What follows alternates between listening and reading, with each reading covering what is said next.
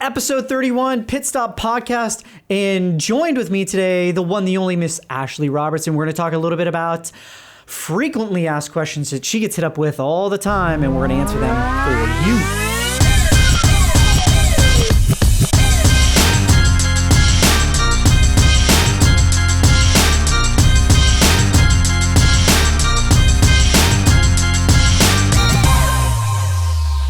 It's okay. Cut it out. With me again, Head of Customer Success, Ashley Robertson. Yay. What is going on? Not too much. Out here braving the cold weather and, The elements. Yep. Yes. Love it. Gotta love it this time of year. Where it's, 30 degrees outside feels more like 15. Wind chill factor and, just craziness going on out there. People forget how to drive and people forget, all these things. Yep. But it's been a busy year. It has. Yeah. You talk to all of our customers. Yep. Day in, day out. Yep. On the front lines. Yep. Love it. Moving and shaking. Yep. And making magic happen. just asking them, hey, what do you guys want to hear about? Yeah. I always think, this is, a great idea to do for a podcast, but it's always good to throw some lines in the water and see what our customer base, our dealers are having questions about, having problems with. Totally. So, what's one of the, we'll dive right into it. What is one of the, most frequently asked questions that you get on kind of a daily, weekly, monthly basis? Yeah, one of the big ones that I think is important is I get a lot of dealers that don't really understand or maybe know about the difference between Google Shopping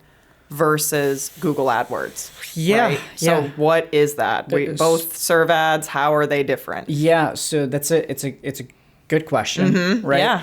And I think it boils down to the fact that, sales, service, parts department, they may not all use the same techniques. Traditionally in auto sales, right?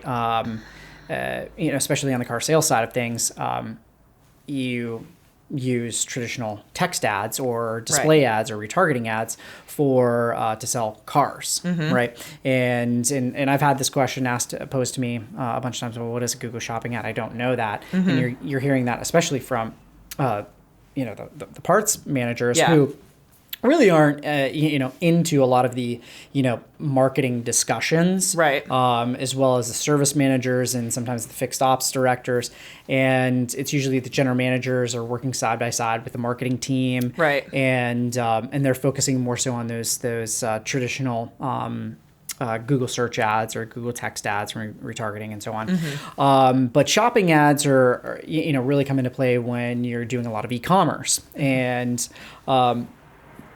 product-based. And so Google Shopping campaigns or Google Shopping ads give you the ability to promote individual products, especially when you have a lot of products. And there's Google has kind of like its own marketplace.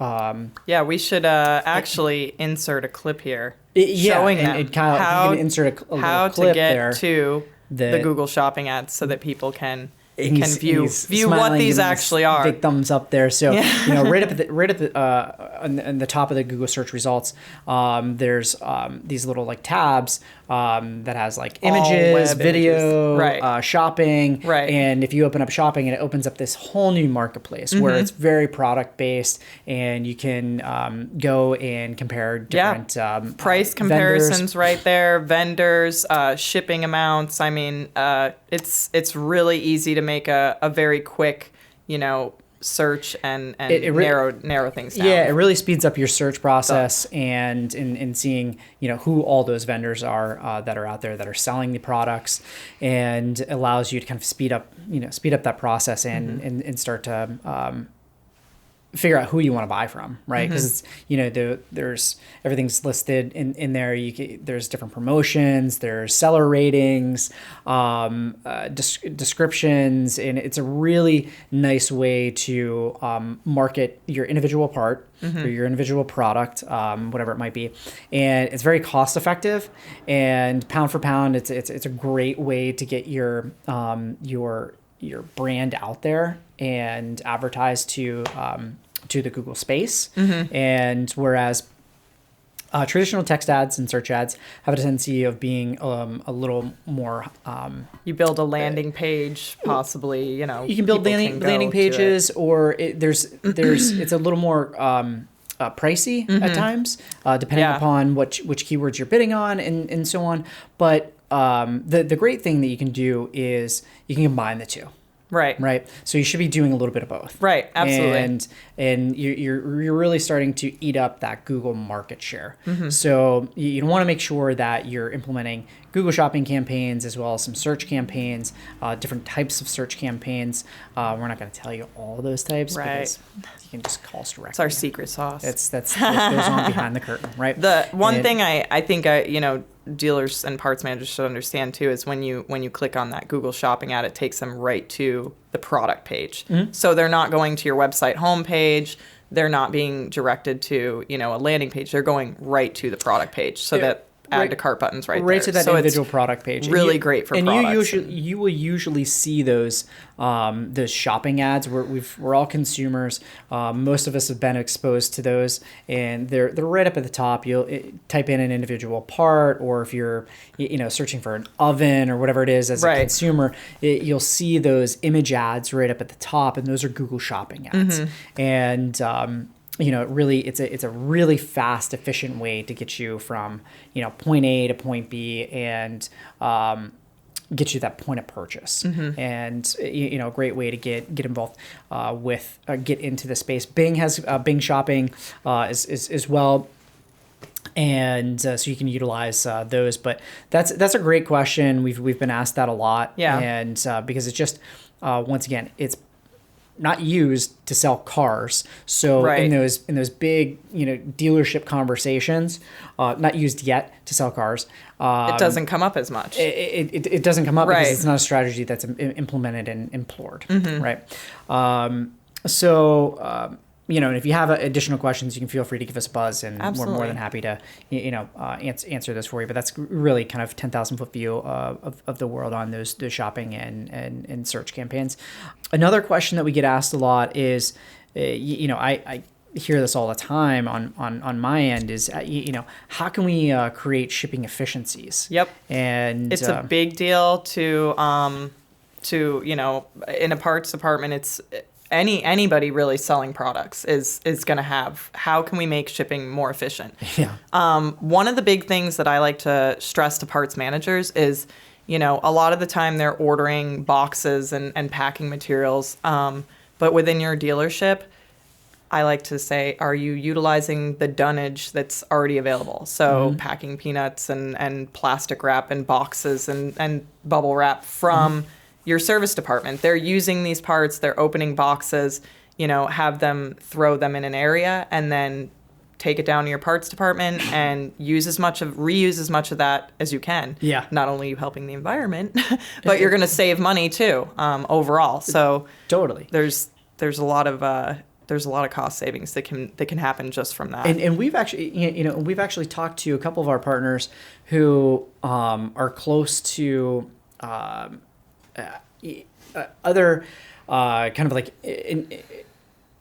big shops and industrial type warehouses and stuff that they've partnered up with to utilize their boxes, their dunnage, yeah. And believe it or not, a lot of people pay to get rid of that. So I mean, for you to say, hey, can I have your trash, is just bring it over. It's not a hard sell. The only caveat to that is, obviously you don't want to be shipping a Honda part misbranded in like a Walgreens box. Right. Yep. That's why I always say direct from your dealership. That's best case scenario. Everything's already going to be branded to where you need it to be. So it's really easy to just reuse that. Totally.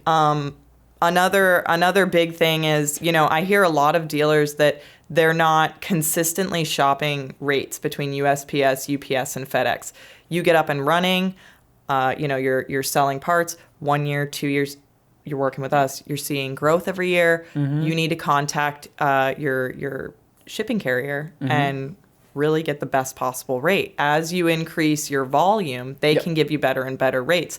Not only that, but sometimes just pitting them against each other. Well, it's not competitive because FedEx told me this. I really want to keep using, UPS, but I'm getting a better rate here. Is it worth it to you to, meet this rate or beat it? So that can be a really efficient way to just save some costs year over year. And also, paying attention, that really good point about the, cross-shopping your shipping providers, but also paying attention to what's going on with the shipping providers too. Because, and I believe it was UPS, and they're still, I don't think, and I apologize if I'm misquoting this, but about a month ago, they, I believe it was UPS, is having like serious issues, and they're getting ready to go on strike. Yep. And those things, you need to be paying attention to that. Right. That affects your transit time. If UPS goes on strike, you got to switch to FedEx, USPS before you start getting negative feedback from customers saying, where is my part? I ordered it a week ago. Exactly. Yeah. And then you need to be prepared to leverage that, to UPS when they try to get your business back. Right. And, so really important to pay attention to that. And also, and it's not just UPS, it's, FedEx is having issues, USPS is having issues. So always be paying attention to the marketplace, and what these guys are doing is really, really vital. Right. And having more than one account set up to begin with, so that you can make that switch really easily. If you see a strike coming up, if you know one's happening, make that switch same day. It's already set up. Yeah, I like that. Another big thing I want to mention is, parts departments, depending on how much inventory you have, that can be a pretty big, back warehouse area. So if you have a lot of parts, accessories that are fast movers, it's a good idea to put those strategically closer to your shipping station. If you know that certain oil filters for your make model are very popular, why put them, upstairs all the way on the other side of the department when your shipper is, downstairs? Make it easy. Yeah, make it easy. Just keep a small supply right there on hand, or try and work it out so that those supplies are relatively close. Totally, yeah. And that's something, you can transition over time. Yeah, makes sense. What else are we getting a lot of questions on? So I get a lot of feedback asking, should we be on social media? Is it really that important? Basically all questions surrounding that. Which social site should I set up? Should I be on it? How do I do this? It's very new, I think, for some of the parts managers to be thinking about a social presence. Yeah. Obviously, you can have a marketing company manage your social media.